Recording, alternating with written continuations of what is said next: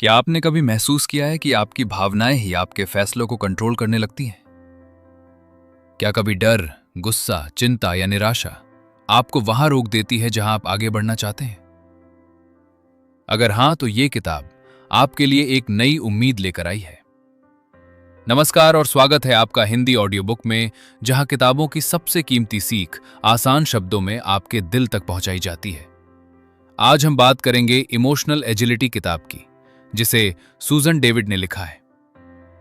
यह किताब हमें सिखाती है कि भावनाओं से भागना नहीं है, उन्हें दबाना नहीं है, बल्कि उन्हें समझकर अपने जीवन को बेहतर बनाना है। इस किताब में आप सीखेंगे कि कैसे नकारात्मक विचारों के जाल से बाहर निकलना है, कैसे मुश्किल भावनाओं के बीच भी सही फैसले लेने हैं और कैसे अपने मूल्यों के अनुसार एक अर्थपूर्ण जीवन जीना है। अगर आप अपने मन को समझना चाहते हैं, अपने रिश्तों को बेहतर बनाना चाहते हैं और जीवन में अधिक शांति, आत्मविश्वास और खुशी चाहते हैं, तो ये ऑडियो बुक आपके लिए बहुत खास होने वाली है। हिंदी ऑडियो बुक परिवार में आप सभी का दिल से स्वागत है। चाहे आप भारत के किसी गांव से सुन रहे हों, किसी बड़े शहर से या दुनिया के किसी भी देश से, हम सब इस सीखने की यात्रा में साथ हैं। हमें जरूर बताइए कि आप कहां से जुड़े हैं और इस किताब से क्या सीखना चाहते हैं। तो चलिए शुरू करते हैं chapter wise. Chapter 1, rigidity to agility. हम सभी अपने जीवन में खुश रहना चाहते हैं, सफल होना चाहते हैं और अपने सपनों को पूरा करना चाहते हैं। लेकिन अक्सर ऐसा होता है कि हमारी अपनी सोच ही हमारे रास्ते की सबसे बड़ी रुकावट बन जाती है। जब कोई कठिन परिस्थिति सामने आती है, तो हम अपने विचारों और भावनाओं में इस तरह फंस जाते हैं कि हमें कोई दूसरा रास्ता दिखाई ही नहीं देता।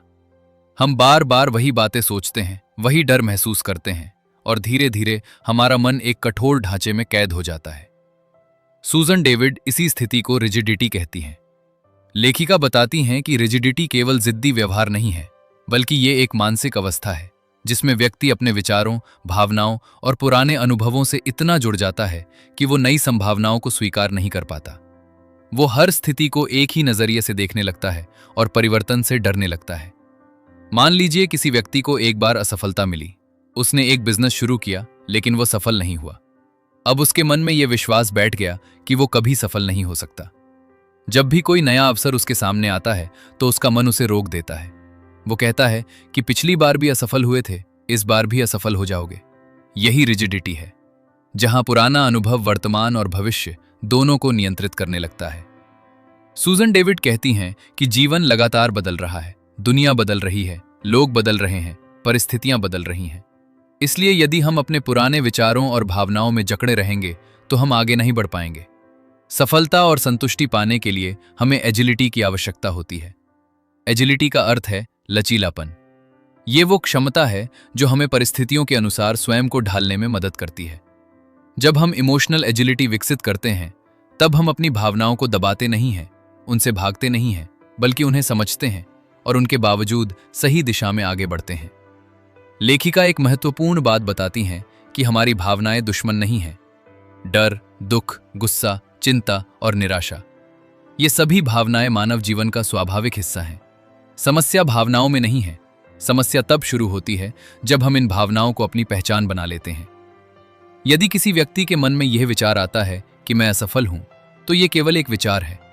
लेकिन जब वो इस विचार पर पूरी तरह विश्वास करने लगता है, तब वो अपनी पहचान को उसी विचार से जोड़ देता है और फिर उसके सभी निर्णय उसी सोच के आधार पर होने लगते हैं। इमोशनल एजिलिटी हमें सिखाती है कि हम अपने विचारों और भावनाओं को केवल अनुभव के रूप में देखें, उन्हें अंतिम सत्य न मानें। जब हम ऐसा करना सीख जाते हैं, तब हमारे सामने नए रास्ते खुलने लगते हैं। हम चुनौतियों को अवसर की तरह देखने लगते हैं और जीवन में अधिक आत्मविश्वास के साथ आगे बढ़ते हैं। लेखिका कहती हैं कि मजबूत व्यक्ति वो नहीं होता जिसे कभी डर नहीं लगता, बल्कि मजबूत व्यक्ति वो होता है जो डर को महसूस करने के बावजूद अपने मूल्यों के अनुसार कार्य करता है। यही भावनात्मक लचीलापन है और यही एक बेहतर जीवन की शुरुआत है। इस अध्याय का सबसे बड़ा संदेश ये है कि जीवन में आगे बढ़ने के लिए हमें कठोर मानसिकता से बाहर निकलकर लचीली मानसिकता अपनानी होगी। जब हम अपने विचारों और भावनाओं को समझना सीख जाते हैं, तब हम अपने जीवन के वास्तविक चालक बन जाते हैं और तभी सच्ची इमोशनल एजिलिटी की यात्रा शुरू होती है। चलिए बढ़ते हैं अगले चैप्टर की ओर। Chapter 2, hooked. क्या आपने कभी महसूस किया है कि एक छोटी सी बात पूरे दिन आपका मूड खराब कर देती है क्या? कभी किसी की आलोचना या किसी पुरानी याद ने आपको इतना परेशान किया कि आप बार बार उसी के बारे में सोचते रहे? यदि ऐसा हुआ है तो आप हुक्ड हो चुके हैं। सूसन डेविड इस अध्याय में बताती हैं कि हुक्ड होने का मतलब है किसी विचार, भावना या अनुभव में इस तरह फंस जाना कि वो हमारे व्यवहार और फैसलों को नियंत्रित करने लगे। हमारा मस्तिष्क हमें सुरक्षित रखने के लिए बना है, इसलिए ये हमेशा संभावित खतरों पर ज्यादा ध्यान देता है। यही कारण है कि एक नकारात्मक कमेंट 10 तारीफों से ज्यादा असर डालता है और एक बुरी घटना कई अच्छी घटनाओं पर भारी पड़ जाती है। मान लीजिए किसी व्यक्ति ने ऑफिस में बहुत अच्छा काम किया, लेकिन एक व्यक्ति ने उसकी आलोचना कर दी। अब उसका पूरा ध्यान उसी आलोचना पर रहेगा। वो बार बार उसे याद करेगा और सोचता रहेगा कि लोगों ने उसके बारे में क्या सोचा होगा।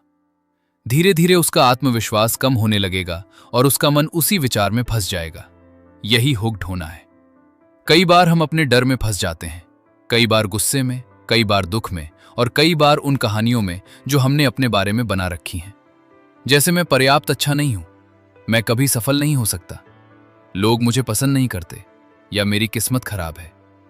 शुरुआत में ये केवल विचार होते हैं, लेकिन बार बार दोहराए जाने पर ये हमारी पहचान का हिस्सा बन जाते हैं और हम उन्हें सच मानने लगते हैं। लेखक कहती हैं कि हमारे विचार हमेशा सही नहीं होते, लेकिन जब हम उनसे चिपक जाते हैं तब वे हमें नियंत्रित करने लगते हैं। यही कारण है कि कई लोग वर्षों तक पुराने दर्द से बाहर नहीं निकल पाते। वे वर्तमान में जीने के बजाय अतीत की घटनाओं में उलझे रहते हैं या भविष्य की चिंताओं में खोए रहते हैं। हुक्ड होने का सबसे बड़ा नुकसान यह है कि हम अपनी स्वतंत्रता खो देते हैं। हमारे फैसले हमारे मूल्यों के आधार पर नहीं, बल्कि हमारी भावनाओं के आधार पर होने लगते हैं और धीरे धीरे हम वही व्यक्ति बन जाते हैं जिससे हम बचना चाहते थे। सूजन डेविड एक सुंदर उदाहरण देती हैं। यदि आप नदी में बहती हुई किसी लकड़ी को पकड़ लें और उसे छोड़ने से मना कर दें, तो वो लकड़ी आपको आगे बढ़ने नहीं देगी। ठीक वैसे ही पुराने विचार और भावनाएं भी हमें रोक कर रखती हैं। जब तक हम उन्हें पकड़ कर रखते हैं, तब तक हम आगे नहीं बढ़ सकते। इमोशनल एजिलिटी का पहला कदम यही है कि हम पहचानें कि हम कब हुक्ड हो रहे हैं। जब हम ये देख पाते हैं कि कोई विचार या भावना हमें नियंत्रित कर रही है, तब हमारे पास चॉइस पैदा होती है और उसी चॉइस से बदलाव शुरू होता है। इस अध्याय का मुख्य संदेश ये है कि विचार और भावनाएं जीवन का हिस्सा हैं, लेकिन उन्हें अपने जीवन का मालिक नहीं बनाना चाहिए, क्योंकि जिस क्षण हम ये समझ जाते हैं कि हम फंस चुके हैं, उसी क्षण आजादी का रास्ता खुलना शुरू हो जाता है। Chapter 3, trying to unhook. जब हम किसी नकारात्मक विचार, किसी दर्दनाक याद या किसी कठिन भावना में फंस जाते हैं, तो स्वाभाविक रूप से हमारा पहला प्रयास उससे छुटकारा पाने का होता है। हम उसे दबाने की कोशिश करते हैं, हम उसे नजरअंदाज करने की कोशिश करते हैं और कई बार हम उससे भागने की भी कोशिश करते हैं। लेकिन सूजन डेविड बताती हैं कि जितना ज्यादा हम किसी भावना को दूर धकेलने की कोशिश करते हैं, वो उतनी ही ताकत के साथ वापस लौट आती है। यही कारण है कि कई लोग सालों तक चिंता, तनाव और दुख से लड़ते रहते हैं, लेकिन फिर भी उनसे मुक्त नहीं हो पाते। लेखिका कहती हैं कि जब कोई कठिन भावना हमारे भीतर आती है, तो हम अक्सर 2 रास्ते अपनाते हैं। पहला, हम उसे दबाने लगते हैं और दूसरा, हम उसके सामने पूरी तरह हार मान लेते हैं। दोनों ही तरीके नुकसानदायक हैं, क्योंकि एक स्थिति में हम अपनी भावनाओं से भाग रहे होते हैं और दूसरी स्थिति में हम उनके गुलाम बन जाते हैं। इमोशनल एजिलिटी हमें तीसरा रास्ता सिखाती है, जहां हम अपनी भावनाओं को स्वीकार करते हैं, लेकिन उन्हें अपने जीवन का कंट्रोल नहीं देते। मान लीजिए किसी व्यक्ति को असफलता का डर है। अब वो खुद से बार बार कहता है कि मुझे डरना नहीं चाहिए, मुझे डरना नहीं चाहिए। लेकिन जितना ज्यादा वो इस डर को हटाने की कोशिश करता है, उतना ही ज्यादा उसका ध्यान डर पर केंद्रित हो जाता है और धीरे धीरे डर और बड़ा महसूस होने लगता है। यह बिल्कुल वैसा ही है जैसे कोई व्यक्ति खुद से कहे कि अगले 1 मिनट तक सफेद हाथी के बारे में मत सोचो, और उसी क्षण उसके दिमाग में सफेद हाथी की तस्वीर आ जाए। सूजन डेविड बताती हैं कि भावनाओं को दबाने की आदत लंबे समय में हमें मानसिक रूप से कमजोर बना सकती है, क्योंकि हम अपने वास्तविक अनुभवों से दूर होते जाते हैं। बाहर से सब कुछ सामान्य दिखाई देता है, लेकिन अंदर लगातार संघर्ष चलता रहता है। कई लोग अपने दर्द को छिपाने के लिए ज्यादा काम करने लगते हैं। कुछ लोग लगातार मोबाइल और सोशल मीडिया में खोए रहते हैं। कुछ लोग हर समय बिजी रहने की कोशिश करते हैं ताकि उन्हें अपने मन की आवाज सुननी ही न पड़े। लेकिन सच्चाई ये है कि दबाई गई भावनाएं कभी खत्म नहीं होती, वे केवल कुछ समय के लिए छिप जाती हैं। इस अध्याय में लेखिका हमें सिखाती हैं कि अनहोक होने का पहला कदम है अपनी भावनाओं को पहचानना। जब भी कोई कठिन भावना आए तो उससे लड़ने के बजाय उसे नाम दीजिए। यदि आप चिंतित हैं तो खुद से कहिए कि मैं चिंता महसूस कर रहा हूं। यदि आप दुखी हैं तो कहिए कि मैं दुख महसूस कर रहा हूं। यह छोटा सा बदलाव बहुत शक्तिशाली होता है, क्योंकि इससे आप भावना और अपनी पहचान को अलग करना शुरू कर देते हैं। दूसरा महत्वपूर्ण कदम है अपने विचारों को केवल विचार की तरह देखना। कई बार हमारा मन हमें ऐसी कहानियां सुनाता है जो पूरी तरह सच नहीं होती, जैसे मैं कभी सफल नहीं हो सकता या लोग मुझे पसंद नहीं करते। जब हम इन विचारों को अंतिम सत्य मान लेते हैं तब हम उनमें फंस जाते हैं। लेकिन जब हम उन्हें केवल एक थॉट की तरह देखते हैं तब उनका प्रभाव कम होने लगता है। लेखिका कहती हैं कि हमारे विचार मौसम की तरह आते और जाते रहते हैं। कुछ अच्छे होते हैं, कुछ बुरे होते हैं, लेकिन वे स्थायी नहीं होते। इसलिए हर विचार पर विश्वास करना जरूरी नहीं है। हमें यह सीखना होगा कि कौन सा विचार हमारे लिए उपयोगी है और कौन सा नहीं। धीरे धीरे जब हम अपनी भावनाओं और विचारों को देखने लगते हैं बिना उनसे चिपके हुए, तब हमारे भीतर एक नई आजादी पैदा होती है। हम समझने लगते हैं कि डर होना गलत नहीं है, दुख होना गलत नहीं है और चिंता होना भी गलत नहीं है, क्योंकि ये सभी इंसानी अनुभव हैं। असली ताकत इनसे भागने में नहीं, बल्कि इनके साथ भी आगे बढ़ने में है। इस अध्याय का मुख्य संदेश ये है कि भावनाओं से लड़कर उन्हें हराया नहीं जा सकता। उन्हें समझकर और स्वीकार करके ही उनसे मुक्त हुआ जा सकता है। जब हम अपने विचारों और भावनाओं को पकड़ना छोड़ देते हैं, तब वे हमें नियंत्रित करना बंद कर देती हैं और तभी हम वास्तव में इमोशनल एजिलिटी की ओर बढ़ना शुरू करते हैं। चलिए बढ़ते हैं अगले चैप्टर की ओर। Chapter 4, showing up. जीवन में हम सभी ऐसी भावनाओं का अनुभव करते हैं जिन्हें हम महसूस नहीं करना चाहते। डर, चिंता, दुख, निराशा, शर्म और असफलता का दर्द। ये ऐसी भावनाएं हैं जिनसे ज्यादातर लोग दूर भागना चाहते हैं। लेकिन सूसन डेविड बताती हैं कि भावनाओं से भागना कभी भी समस्या का समाधान नहीं होता, क्योंकि जिन भावनाओं से हम बचने की कोशिश करते हैं वे अक्सर और अधिक ताकत के साथ हमारे जीवन में वापस लौट आती हैं।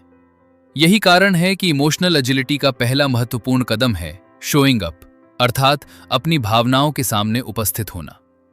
शोइंग अप का अर्थ है अपनी भावनाओं को ईमानदारी से देखना और स्वीकार करना। इसका मतलब ये नहीं है कि आप अपनी भावनाओं के सामने हार मान लें, बल्कि इसका अर्थ है कि आप उन्हें बिना डर के पहचानें और समझें। जब हम अपनी भावनाओं को स्वीकार करते हैं तब हम अपने अंदर चल रही वास्तविक स्थिति को समझ पाते हैं। अक्सर बचपन से हमें यह सिखाया जाता है कि मजबूत लोग नहीं रोते, हमेशा खुश रहना चाहिए और नकारात्मक भावनाओं को तुरंत दूर कर देना चाहिए। लेकिन ये सोच कई बार हमें अपनी भावनाओं से दूर कर देती है। हम अपने वास्तविक अनुभवों को दबाने लगते हैं और धीरे धीरे अपने ही मन से कटने लगते हैं। लेखिका बताती हैं कि जब हम किसी कठिन भावना को स्वीकार नहीं करते तब वो हमारे व्यवहार को छिपे हुए तरीके से प्रभावित करने लगती है। मान लीजिए किसी व्यक्ति को असफलता का डर है, लेकिन वो इस डर को स्वीकार नहीं करता। अब वो हर नए अवसर से बचने लगेगा, लेकिन उसे समझ नहीं आएगा कि वो ऐसा क्यों कर रहा है।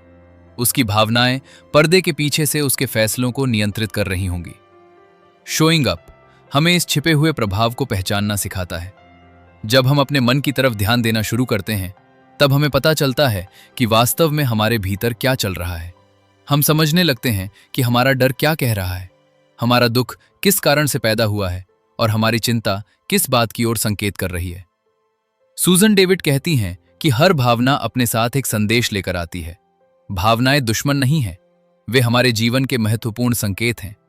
यदि हम उन्हें सुनना सीख जाएं तो वे हमें अपने बारे में बहुत कुछ सिखा सकती हैं। उदाहरण के लिए, यदि कोई बात आपको गहराई से दुखी करती है तो संभव है कि वो आपके किसी महत्वपूर्ण मूल्य से जुड़ी हो। यदि कोई अन्याय आपको गुस्सा दिलाता है तो हो सकता है कि आपके लिए न्याय बहुत महत्वपूर्ण हो। जब हम अपनी भावनाओं को समझना शुरू करते हैं तब हम अपने बारे में भी अधिक समझदार बनने लगते हैं। हम अपने अंदर की जरूरतों, इच्छाओं और मूल्यों को पहचानने लगते हैं। यही आत्म जागरूकता आगे चलकर बेहतर निर्णय लेने में हमारी मदद करती है। लेखिका एक और महत्वपूर्ण बात बताती हैं कि अपनी भावनाओं को स्वीकार करना कमजोरी नहीं, बल्कि साहस है। क्योंकि अपनी सच्चाई का सामना करना हमेशा आसान नहीं होता। कई बार हमें अपने दर्द का सामना करना पड़ता है, कई बार अपनी गलतियों को स्वीकार करना पड़ता है, और कई बार उन डर का सामना करना पड़ता है जिनसे हम वर्षों से भागते आ रहे होते हैं। लेकिन यही प्रक्रिया हमें मजबूत बनाती है। जब हम अपनी भावनाओं के साथ उपस्थित रहना सीख जाते हैं, तब हम उनसे डरना बंद कर देते हैं। हम समझ जाते हैं कि कोई भी भावना स्थायी नहीं होती। हर भावना समय के साथ बदलती है और गुजर जाती है। जैसे आसमान में बादल आते हैं और फिर चले जाते हैं, वैसे ही भावनाएं भी आती हैं और चली जाती हैं। धीरे धीरे हम ये भी समझने लगते हैं कि हमें हमेशा खुश रहने की जरूरत नहीं है। एक अर्थपूर्ण जीवन जीने के लिए सभी भावनाओं का अनुभव करना जरूरी है। खुशी भी, दुख भी, सफलता भी, असफलता भी, क्योंकि यही अनुभव हमें एक पूर्ण इंसान बनाते हैं। इस अध्याय का सबसे बड़ा संदेश ये है कि अपनी भावनाओं से मत भागिए, उन्हें दबाइए मत और उन्हें नजरअंदाज मत कीजिए। उनके साथ उपस्थित रहिए, उन्हें समझिए और उनसे सीखिए। क्योंकि जिस क्षण आप अपनी सच्ची भावनाओं को स्वीकार कर लेते हैं, उसी क्षण वास्तविक परिवर्तन शुरू हो जाता है और वहीं से इमोशनल एजिलिटी की मजबूत नींव तैयार होती है। चलिए बढ़ते हैं अगले चैप्टर की ओर। Chapter 5 stepping out. पिछले अध्याय में हमने सीखा कि अपनी भावनाओं से भागने के बजाय उनका सामना करना कितना जरूरी है। लेकिन केवल भावनाओं को पहचान लेना ही पर्याप्त नहीं है। अगला कदम है उनसे थोड़ा सा पीछे हटकर उन्हें देखना। यही प्रक्रिया सूजन डेविड स्टेपिंग आउट कहती हैं। ये इमोशनल एजिलिटी का एक बहुत महत्वपूर्ण हिस्सा है, क्योंकि जब तक हम अपनी भावनाओं और विचारों में पूरी तरह डूबे रहते हैं, तब तक हम स्पष्ट रूप से सोच नहीं पाते। अक्सर जब हमारे मन में कोई नकारात्मक विचार आता है, तो हम उसे सच मान लेते हैं। यदि मन कहता है कि मैं असफल हूं, तो हमें लगने लगता है कि यह एक तथ्य है। यदि मन कहता है कि लोग मुझे पसंद नहीं करते, तो हम उस पर विश्वास करने लगते हैं। लेकिन सच्चाई यह है कि विचार हमेशा सच नहीं होते। वे केवल हमारे दिमाग की बनाई हुई कहानियां भी हो सकते हैं। सूजन डेविड बताती हैं कि स्टेपिंग आउट का अर्थ है अपने विचारों और भावनाओं को थोड़ा दूर से देखना, ताकि हम उन्हें समझ सकें और उनका सही मूल्यांकन कर सकें। जब हम ऐसा करते हैं, तब हम ये महसूस करते हैं कि हम अपने विचार नहीं हैं, हम अपनी भावनाएं भी नहीं हैं। हम वो व्यक्ति हैं जो इन विचारों और भावनाओं को देख सकता है। मान लीजिए आपके मन में ये विचार आता है कि मैं कभी सफल नहीं हो सकता। यदि आप इस विचार में पूरी तरह फंस जाते हैं, तो आपका आत्मविश्वास कम हो जाएगा और आप कोशिश करना भी छोड़ सकते हैं। लेकिन यदि आप एक कदम पीछे हटकर कहें कि मेरे मन में ये विचार आ रहा है कि मैं सफल नहीं हो सकता, तब स्थिति बदल जाती है। अब ये विचार आपकी पहचान नहीं रहा, बल्कि केवल एक विचार बन गया जिसे आप देख सकते हैं और जांच सकते हैं। ये छोटा सा बदलाव बहुत बड़ा अंतर पैदा करता है, क्योंकि इससे विचारों की शक्ति कम होने लगती है। आप उनके गुलाम नहीं रहते, बल्कि उनके पर्यवेक्षक बन जाते हैं। लेखिका कहती हैं कि हमारा दिमाग लगातार बातें करता रहता है। कभी वो हमें प्रेरित करता है, तो कभी डराता है, कभी उम्मीद देता है, तो कभी निराशा। लेकिन दिमाग का हर संदेश सही हो, ये जरूरी नहीं है। इसलिए हमें अपने विचारों को बिना जांचे स्वीकार नहीं करना चाहिए। कई बार लोग अपने बारे में ऐसी कहानियां बना लेते हैं जो वर्षों तक उनका पीछा करती रहती हैं। जैसे, मैं पर्याप्त अच्छा नहीं हूं, मैं हमेशा गलतियां करता हूं, या मेरे लिए सफलता नहीं बनी है। ये कहानियां धीरे धीरे हमारी पहचान का हिस्सा बन जाती हैं और हम इनके अनुसार जीवन जीने लगते हैं। लेकिन जब हम स्टेपिंग आउट करते हैं, तब हम इन कहानियों को चुनौती देना शुरू करते हैं। सूजन डेविड एक दिलचस्प उदाहरण देती हैं। यदि आप किसी फिल्म को बहुत करीब से देखेंगे, तो आपको केवल कुछ दृश्य दिखाई देंगे। लेकिन यदि आप थोड़ा पीछे हट जाएंगे, तो पूरी कहानी समझ में आने लगेगी। ठीक इसी तरह जब हम अपनी भावनाओं से थोड़ा पीछे हटते हैं, तब हम अपने जीवन की बड़ी तस्वीर देख पाते हैं। स्टेपिंग आउट का मतलब भावनाओं को नजरअंदाज करना नहीं है। इसका मतलब है उन्हें संतुलित दृष्टि से देखना। यदि आप दुखी हैं, तो अपने दुख को स्वीकार कीजिए, लेकिन यह भी समझिए कि यह दुख आपकी पूरी पहचान नहीं है। यदि आप डरे हुए हैं, तो डर को महसूस कीजिए, लेकिन यह मत मान लीजिए कि डर ही सच्चाई है। जब हम अपने विचारों और भावनाओं से थोड़ी दूरी बनाते हैं, तब हमारे भीतर स्पष्टता पैदा होती है। हम बेहतर निर्णय लेने लगते हैं। हम आवेश में प्रतिक्रिया देने के बजाय सोच समझकर प्रतिक्रिया देते हैं, और धीरे धीरे हमारे जीवन में अधिक शांति आने लगती है। लेखिका कहती हैं कि भावनात्मक रूप से मजबूत लोग वे नहीं होते जिनके जीवन में कठिन भावनाएं नहीं आती, बल्कि वे लोग होते हैं जो अपनी भावनाओं को देखकर भी उनसे बह नहीं जाते। वे अपने विचारों को सुनते हैं, लेकिन उन्हें अपने जीवन का मालिक नहीं बनने देते। इस अध्याय का मुख्य संदेश ये है कि आपके विचार और भावनाएं आपकी पूरी सच्चाई नहीं हैं। वे केवल अनुभव हैं जो आते हैं और चले जाते हैं। जब आप उनसे थोड़ा पीछे हटकर उन्हें देखना सीख जाते हैं, तब आप अधिक स्वतंत्र, अधिक जागरूक और अधिक शक्तिशाली बन जाते हैं। और यही इमोशनल एजिलिटी की दिशा में एक बहुत बड़ा कदम है। चलिए बढ़ते हैं अगले चैप्टर की ओर। Chapter 6 Walking Your Why. जब हम अपनी भावनाओं को पहचानना सीख जाते हैं और उनसे थोड़ा पीछे हटकर उन्हें देखना भी सीख जाते हैं, तब हमारे सामने एक बहुत महत्वपूर्ण सवाल आता है कि अब आगे किस दिशा में बढ़ना है। सूजन डेविड कहती हैं कि केवल भावनाओं को समझ लेना ही काफी नहीं है। जीवन में सही दिशा पाने के लिए हमें अपने वाय को भी समझना होगा। यही कारण है कि इस अध्याय का नाम है वॉकिंग योर वाय। वाय का मतलब है वो कारण जो आपके जीवन को अर्थ देता है, वो मूल्य जो आपके फैसलों को दिशा देता है, और वो उद्देश्य जो आपको कठिन परिस्थितियों में भी आगे बढ़ने की ताकत देता है। जब व्यक्ति अपने वाय को जान लेता है, तब उसके लिए निर्णय लेना आसान हो जाता है, क्योंकि वो हर कदम अपने मूल्यों के अनुसार उठाता है। अक्सर लोग अपना जीवन केवल परिस्थितियों के अनुसार जीते हैं। यदि लोग उनकी तारीफ करते हैं तो वे खुश हो जाते हैं, यदि आलोचना करते हैं तो दुखी हो जाते हैं। यदि सब कुछ अच्छा चलता है तो वे आगे बढ़ते हैं, और यदि मुश्किलें आ जाएं तो रुक जाते हैं। लेकिन ऐसा जीवन बाहरी परिस्थितियों पर निर्भर होता है और उसमें स्थिरता नहीं होती। सूजन डेविड बताती हैं कि इमोशनल एजिलिटी का मतलब है अपने मूल्यों के अनुसार जीवन जीना, न कि केवल अपनी भावनाओं के अनुसार। जब हम केवल भावनाओं के आधार पर फैसले लेते हैं, तब हम कई बार गलत दिशा में चले जाते हैं, क्योंकि भावनाएं बदलती रहती हैं, लेकिन मूल्य अपेक्षाकृत स्थिर रहते हैं।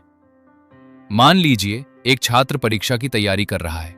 उसका मन पढ़ाई करने का नहीं है, वो थका हुआ है और आराम करना चाहता है। यदि वो केवल अपनी वर्तमान भावना के आधार पर फैसला लेगा तो शायद पढ़ाई छोड़ देगा। लेकिन यदि उसका मूल्य सीखना और अपने भविष्य को बेहतर बनाना है, तो वो अपनी अस्थायी भावना के बावजूद पढ़ाई जारी रखेगा। यही वॉकिंग योर वाय है। लेखिका कहती हैं कि हमारे मूल्य किसी मंजिल की तरह नहीं होते जिन्हें एक दिन हासिल कर लिया जाए, बल्कि वे एक दिशा की तरह होते हैं जिनकी ओर हम लगातार चलते रहते हैं। उदाहरण के लिए, यदि ईमानदारी आपका मूल्य है तो आप हर दिन ईमानदार बनने का प्रयास करेंगे। यदि दयालुता आपका मूल्य है तो आप हर दिन दूसरों के प्रति दयालु व्यवहार करने की कोशिश करेंगे। कई लोग गोल्स और वैल्यूज को एक ही समझ लेते हैं, लेकिन दोनों में अंतर होता है। गोल एक उपलब्धि है जिसे हासिल किया जा सकता है, जबकि वैल्यू जीवन जीने का तरीका है। उदाहरण के लिए, नौकरी पाना एक गोल हो सकता है, लेकिन मेहनत और सीखते रहना एक वैल्यू है। नौकरी मिलने के बाद गोल पूरा हो जाएगा, लेकिन वैल्यू जीवन भर साथ रहेगी। सूजन डेविड बताती हैं कि जब हम अपने मूल्यों के अनुसार जीते हैं, तब हमारे जीवन में अधिक संतुष्टि आती है, क्योंकि तब हम केवल परिणामों के पीछे नहीं भाग रहे होते, बल्कि उस व्यक्ति में बदल रहे होते हैं जो हम बनना चाहते हैं। जीवन में कई बार ऐसे क्षण आते हैं जब हमें कठिन फैसले लेने पड़ते हैं। कई बार डर हमें रोकता है, कई बार असफलता का खतरा सामने होता है, और कई बार लोग हमारे निर्णयों से सहमत नहीं होते। लेकिन यदि हमें अपना वाय पता है, तो हम इन चुनौतियों के बावजूद आगे बढ़ सकते हैं, क्योंकि हमारे पास एक गहरी वजह होती है। लेखिका एक महत्वपूर्ण बात कहती हैं कि सफलता का मतलब केवल उपलब्धियां हासिल करना नहीं है, बल्कि अपने मूल्यों के अनुसार जीवन जीना भी है।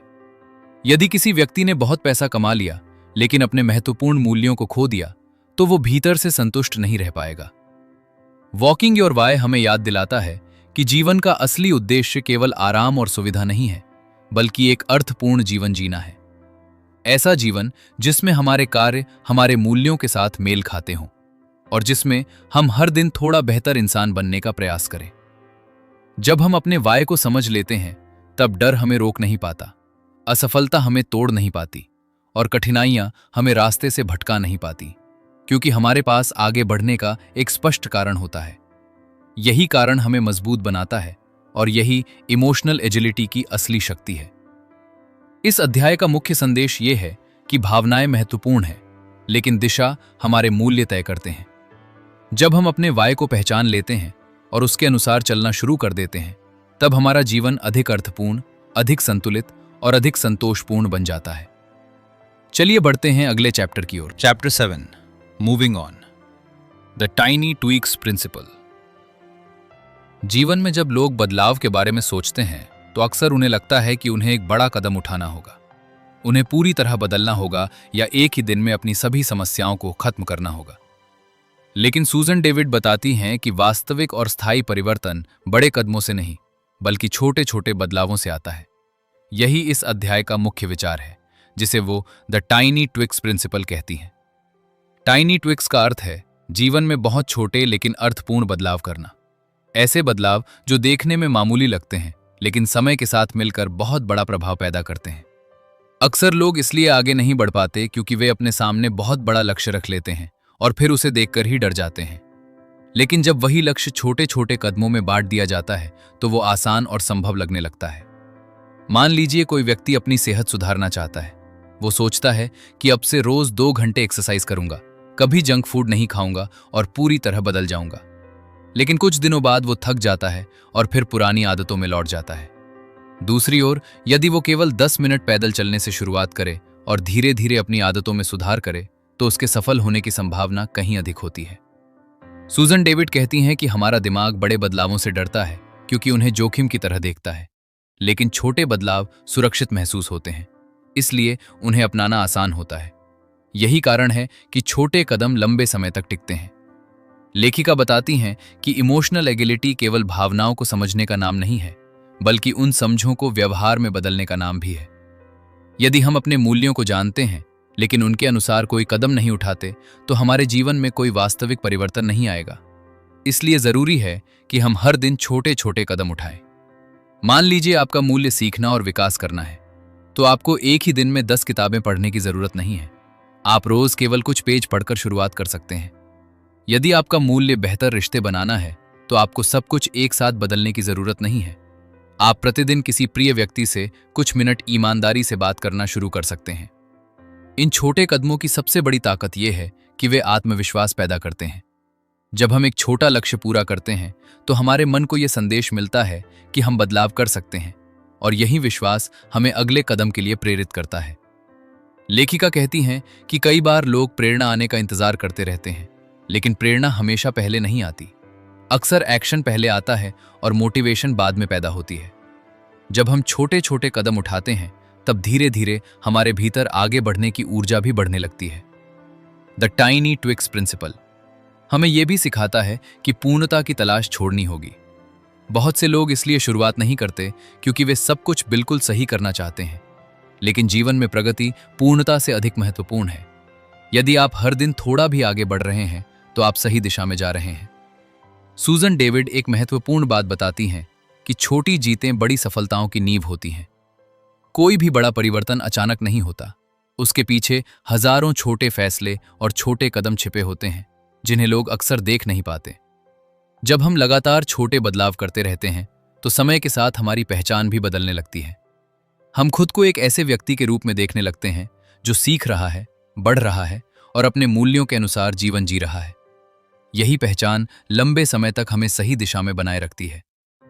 इस अध्याय का मुख्य संदेश ये है कि जीवन बदलने के लिए हमेशा बड़े कदमों की जरूरत नहीं होती।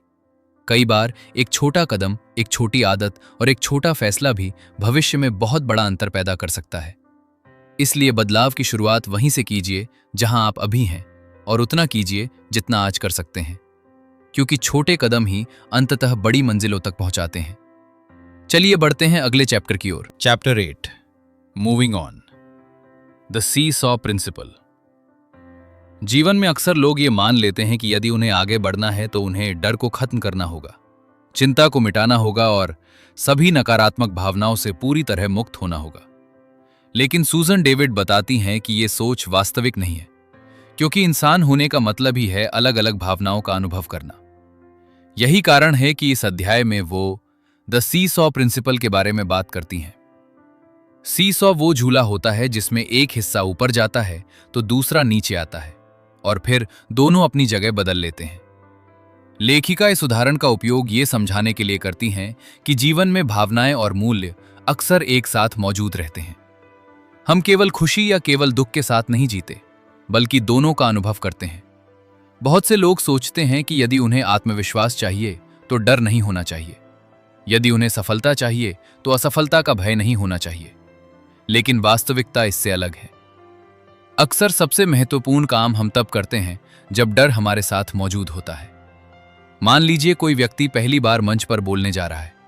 उसका दिल तेजी से धड़क रहा है, उसे घबराहट हो रही है और वो असहज महसूस कर रहा है। यदि वो ये सोचकर पीछे हट जाए कि पहले डर खत्म होगा फिर मैं बोलूंगा, तो शायद वो कभी मंच पर नहीं जा पाएगा। लेकिन यदि वो अपने मूल्य को याद करे कि वो लोगों तक अपना संदेश पहुंचाना चाहता है, तो वो डर के बावजूद आगे बढ़ सकता है। सूजन डेविड कहती हैं कि जीवन में साहस का अर्थ डर का अभाव नहीं है, बल्कि डर के साथ भी आगे बढ़ना है। यही इमोशनल एजिलिटी का सार है, द सी सॉ प्रिंसिपल। हमें सिखाता है कि जीवन में दो विपरीत अनुभव एक साथ मौजूद हो सकते हैं। आप किसी नई शुरुआत को लेकर उत्साहित भी हो सकते हैं और डरे हुए भी। आप किसी व्यक्ति से बहुत प्रेम कर सकते हैं और उसके खोने का डर भी महसूस कर सकते हैं। आप किसी बड़े लक्ष्य के लिए प्रेरित भी हो सकते हैं और साथ ही असफलता की चिंता भी कर सकते हैं। समस्या तब पैदा होती है जब हम ये मान लेते हैं कि नकारात्मक भावनाओं के रहते हम आगे नहीं बढ़ सकते। लेकिन लेखिका बताती हैं कि यही भावनाएं कई बार इस बात का संकेत होती हैं कि जो काम हम कर रहे हैं वो हमारे लिए महत्वपूर्ण है।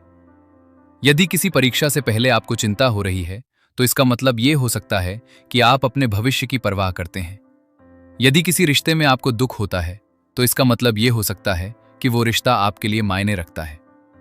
यदि किसी सपने को लेकर आपको डर लगता है, तो संभव है कि वो सपना आपके दिल के बहुत करीब हो। सूजन डेविड कहती हैं कि हमें अपनी भावनाओं से लड़ने की जरूरत नहीं है, बल्कि उन्हें समझने की जरूरत है, क्योंकि भावनाएं अक्सर हमारे मूल्यों की ओर संकेत करती हैं। जब हम सी सॉ प्रिंसिपल को समझ लेते हैं, तब हम जीवन को अधिक वास्तविक नजरिए से देखने लगते हैं। हम ये उम्मीद करना छोड़ देते हैं कि एक दिन सभी कठिन भावनाएं समाप्त हो जाएंगी और तब हम खुश रहेंगे। इसके बजाय हम सीखते हैं कि खुशी और कठिनाई दोनों के साथ भी एक अर्थपूर्ण जीवन जिया जा सकता है। लेखिका बताती हैं कि कई बार लोग अपने आराम के क्षेत्र में इसलिए फंसे रहते हैं क्योंकि वे असुविधा से बचना चाहते हैं। लेकिन विकास हमेशा कंफर्ट जोन के बाहर होता है। जब हम अपने मूल्यों के अनुसार कदम बढ़ाते हैं, तब कुछ असुविधा महसूस होना स्वाभाविक है। जैसे जैसे हम इस सत्य को स्वीकार करते हैं, वैसे वैसे हमारा डर कम शक्तिशाली होने लगता है, क्योंकि अब हम उससे लड़ नहीं रहे होते, हम उसे अपने साथ लेकर आगे बढ़ रहे होते हैं। धीरे धीरे हम समझने लगते हैं कि जीवन का उद्देश्य केवल सुखद भावनाएं इकट्ठा करना नहीं है, बल्कि अपने मूल्यों के अनुसार जीना है, चाहे रास्ते में डर आए, चिंता आए या अनिश्चितता आए। इस अध्याय का मुख्य संदेश ये है कि सकारात्मक और नकारात्मक भावनाएं जीवन के सी सॉ की तरह हैं। वे एक दूसरे के विरोधी नहीं, बल्कि एक ही अनुभव के दो हिस्से हैं। जब हम अपने मूल्यों को चुनते हैं, तब हमें कुछ असुविधा को भी स्वीकार करना पड़ता है, लेकिन यही असुविधा हमें विकास की ओर ले जाती है, और यही इमोशनल एजिलिटी की वास्तविक शक्ति है। चलिए बढ़ते हैं अगले चैप्टर की। Chapter 9, emotional agility at work. काम हमारे जीवन का एक बहुत बड़ा हिस्सा है। हम अपने दिन का काफी समय कार्यस्थल पर बिताते हैं, इसलिए वहां के अनुभव हमारी भावनाओं, आत्मविश्वास और मानसिक स्थिति को गहराई से प्रभावित करते हैं। कई लोग सोचते हैं कि काम में सफल होने के लिए भावनाओं को अलग रखना जरूरी है, लेकिन सूजन डेविड बताती हैं कि ये सोच पूरी तरह सही नहीं है, क्योंकि हम मशीन नहीं हैं, हम इंसान हैं, और जहां इंसान होंगे वहां भावनाएं भी होंगी। इस अध्याय में लेखिका बताती हैं कि इमोशनल एजिलिटी केवल व्यक्तिगत जीवन में ही नहीं, बल्कि प्रोफेशनल लाइफ में भी बेहद महत्वपूर्ण है, क्योंकि कार्यस्थल पर भी हमें तनाव, दबाव, आलोचना, असफलता, अनिश्चितता और बदलाव जैसी अनेक चुनौतियों का सामना करना पड़ता है। आज की दुनिया तेजी से बदल रही है, नई टेक्नोलॉजी आ रही है, नए स्किल्स की मांग बढ़ रही है और काम करने के तरीके लगातार बदल रहे हैं। ऐसे माहौल में केवल टेक्निकल नॉलेज काफी नहीं है, बल्कि भावनात्मक लचीलापन भी जरूरी है। कई बार कार्यस्थल पर हमें आलोचना का सामना करना पड़ता है। यदि हमारा मैनेजर हमारी गलती बताता है, तो हम तुरंत रक्षात्मक हो सकते हैं, हमें गुस्सा आ सकता है या हम खुद को असफल समझने लगते हैं। लेकिन इमोशनल एजिलिटी हमें सिखाती है कि आलोचना को व्यक्तिगत हमला मानने के बजाय उसे सीखने के अवसर के रूप में देखा जाए।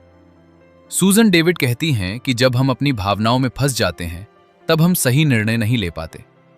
यदि किसी मीटिंग में किसी ने हमारी राय से असहमति जताई तो हम तुरंत नाराज हो सकते हैं, लेकिन यदि हम एक कदम पीछे हटकर स्थिति को देखें तो हमें समझ आ सकता है कि सामने वाला व्यक्ति हमें नुकसान पहुंचाना नहीं चाहता, बल्कि एक अलग दृष्टिकोण प्रस्तुत कर रहा है।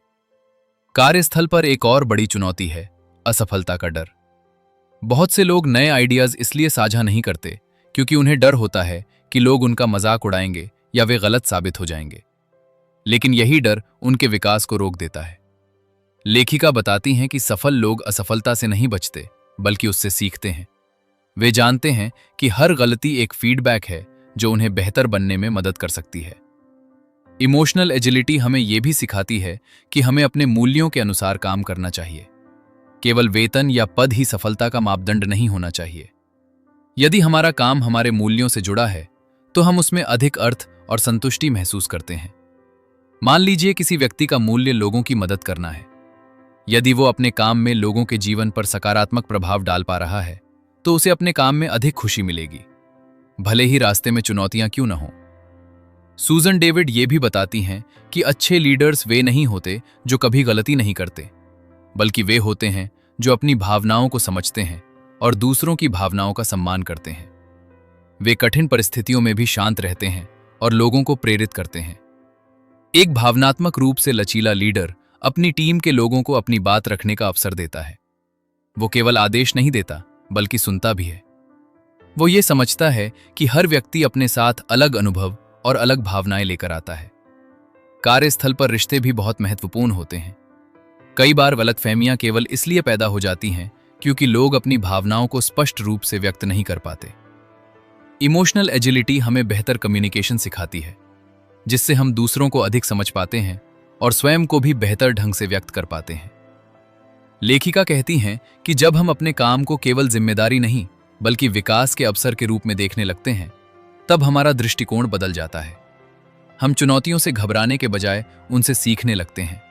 हम आलोचना से टूटने के बजाय मजबूत बनने लगते हैं और हम असफलता को अंत नहीं बल्कि यात्रा का हिस्सा मानने लगते हैं। धीरे धीरे हम ये समझने लगते हैं कि कार्यस्थल पर सफलता केवल प्रतिभा या बुद्धिमत्ता का परिणाम नहीं है, बल्कि ये इस बात पर भी निर्भर करती है कि हम अपनी भावनाओं को कितनी अच्छी तरह संभालते हैं और कठिन परिस्थितियों में कितना संतुलित रहते हैं। इस अध्याय का मुख्य संदेश ये है कि कार्यस्थल पर वास्तविक सफलता केवल बाहरी उपलब्धियों से नहीं आती, बल्कि भावनात्मक लचीलेपन से आती है। जब हम अपनी भावनाओं को समझते हैं, अपने मूल्यों के अनुसार काम करते हैं और बदलाव को स्वीकार करते हैं, तब हम न केवल बेहतर कर्मचारी बनते हैं बल्कि बेहतर इंसान भी बनते हैं। चलिए बढ़ते हैं अगले चैप्टर की ओर। Chapter 10 raising emotionally agile children. हर माता पिता चाहते हैं कि उनके बच्चे खुश रहें, सफल बने और जीवन की चुनौतियों का सामना आत्मविश्वास के साथ कर सकें। लेकिन सूसन डेविड बताती हैं कि बच्चों को केवल अच्छी शिक्षा और अच्छी सुविधाएं देना ही पर्याप्त नहीं है। उन्हें अपनी भावनाओं को समझना और संभालना भी सीखना चाहिए, क्योंकि यही कौशल भविष्य में उन्हें एक मजबूत और संतुलित इंसान बनाता है। अक्सर माता पिता अपने बच्चों को दुखी या परेशान नहीं देखना चाहते, इसलिए जब बच्चा रोता है, डरता है या निराश होता है तो वे तुरंत उसकी नकारात्मक भावनाओं को खत्म करने की कोशिश करने लगते हैं। वे कहते हैं कि रो मत, डरने की कोई बात नहीं है, या इतना मत सोचो। लेकिन कई बार ऐसा करके हम अनजाने में बच्चों को यह संदेश दे देते हैं कि कुछ भावनाएं गलत हैं और उन्हें महसूस नहीं करना चाहिए। सूजन डेविड कहती हैं कि हर भावना महत्वपूर्ण होती है, चाहे वो खुशी हो या दुख, उत्साह हो या डर। बच्चों को यह समझने की जरूरत है कि सभी भावनाएं जीवन का स्वाभाविक हिस्सा हैं और उनमें कुछ भी गलत नहीं है। जब कोई बच्चा दुखी होता है तो उसे तुरंत चुप कराने के बजाय उसकी भावना को समझने की कोशिश करनी चाहिए। यदि वो किसी परीक्षा में कम अंक आने के कारण निराश है तो उसकी भावना को स्वीकार करना जरूरी है, क्योंकि उसके लिए वो अनुभव वास्तव में महत्वपूर्ण है। लेखिका बताती हैं कि बच्चों को भावनात्मक रूप से मजबूत बनाने का सबसे अच्छा तरीका ये नहीं है कि उन्हें कठिनाइयों से बचाया जाए, बल्कि ये है कि उन्हें कठिन परिस्थितियों का सामना करना सिखाया जाए। मान लीजिए कोई बच्चा पहली बार स्कूल में भाषण देने जा रहा है और उसे डर लग रहा है। यदि माता पिता केवल ये कहें कि डरने की जरूरत नहीं है, तो शायद उसे ज्यादा मदद न मिले। लेकिन यदि वे कहें कि डर महसूस करना बिल्कुल सामान्य है और फिर भी तुम कोशिश कर सकते हो, तो बच्चा एक महत्वपूर्ण सीख प्राप्त करेगा। यहीं से इमोशनल एजिलिटी का विकास शुरू होता है। बच्चा सीखता है कि डर का मतलब रुक जाना नहीं है, बल्कि डर के साथ भी आगे बढ़ा जा सकता है। सिन डेविड ये भी बताती हैं कि बच्चे केवल हमारी बातों से नहीं, बल्कि हमारे व्यवहार से भी सीखते हैं।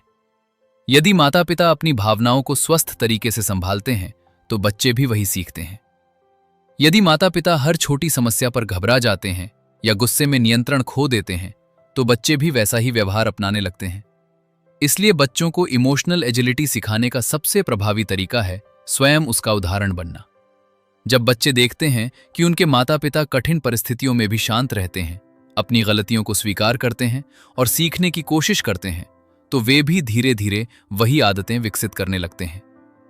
लेखिका कहती हैं कि बच्चों को हमेशा परफेक्ट बनने की शिक्षा नहीं देनी चाहिए, बल्कि उन्हें सीखने और बढ़ने की शिक्षा देनी चाहिए।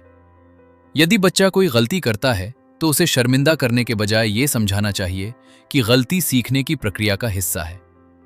जब बच्चे ये समझ लेते हैं कि असफलता उनका मूल्य तय नहीं करती, तब वे अधिक आत्मविश्वासी बनते हैं। वे नए अवसरों को अपनाने लगते हैं और जोखिम लेने से नहीं डरते। एक और महत्वपूर्ण बात यह है कि बच्चों को अपने मूल्यों को पहचानने में मदद करनी चाहिए। उन्हें केवल ये न सिखाएं कि क्या करना है, बल्कि ये भी सिखाएं कि क्यों करना है। जब बच्चा अपने कार्यों के पीछे का अर्थ समझता है, तब उसके भीतर आंतरिक प्रेरणा विकसित होती है। सूजन डेविड बताती हैं कि भावनात्मक रूप से लचीले बच्चे भविष्य में अधिक संतुलित वयस्क बनते हैं। वे तनाव का बेहतर सामना कर पाते हैं, उनके रिश्ते अधिक मजबूत होते हैं और वे जीवन की चुनौतियों से जल्दी उबर पाते हैं।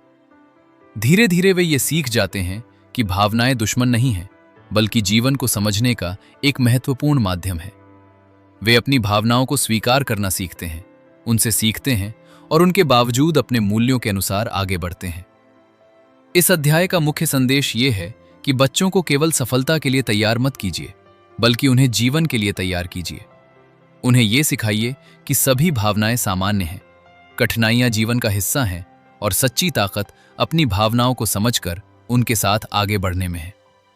यही सीख उन्हें जीवन भर लाभ पहुंचाएगी और उन्हें वास्तव में भावनात्मक रूप से मजबूत इंसान बनाएगी।